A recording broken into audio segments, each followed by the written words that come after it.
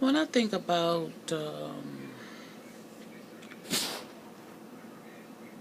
some of my favorite historical figures, my all-time favorite is Harriet Tubman.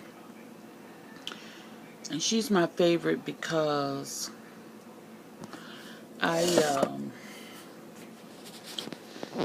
think about the fact that she got herself to freedom, but that wasn't enough for her.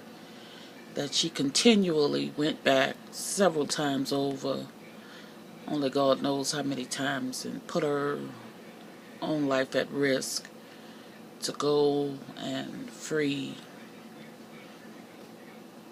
her brothers and sisters that were enslaved. And my favorite quote that has been attributed to Harriet Tubman is this one. I freed 1,000 slaves. I would have been able to free 1,000 more had I only been able to convince them that they were slaves.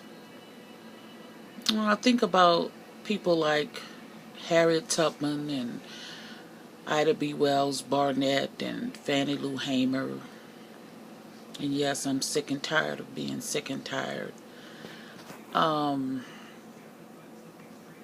Think about the fact that modern day activists, and everybody is or should be an activist because being a human, being a citizen is not a spectator sport.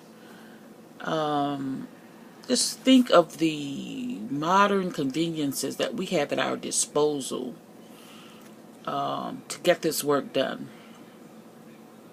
Supersonic jets, the internet, iPhones and iPads and fax machines, and just, my God, microwave ovens and automatic automobiles. We have no excuse for not doing the work to make this world a better place. So, towards that end, I am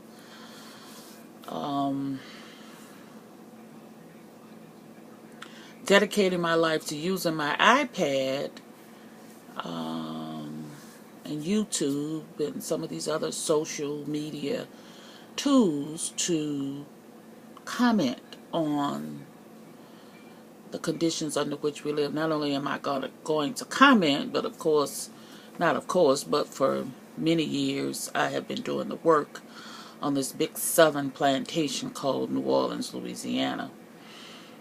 Hurricane Katrina, or the effects of Katrina, the fact that so many lives were lost, so much property was destroyed, so many people were dispersed in what I call now the Katrina diaspora, was not the result of a cataclysmic weather event, but in fact was decades in the making. I'm Sandra, 18-wheeler Hester. Get used to that name. You will be hearing a lot of it. And every day, probably several times a day, I will be commenting on the goings on in this world, and Lord knows there are many. And this is the first installment in what I hope to be dialogue, or rather a monologue, that will hopefully encourage people to do their part, do their due diligence. This is the first generation that I'm aware of that leaves the world worse than we found it. I'm leaving this world worse for my children than I found it.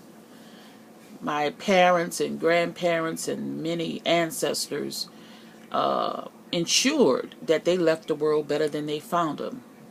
And we have no excuse for leaving the world worse than we found it. So stay tuned.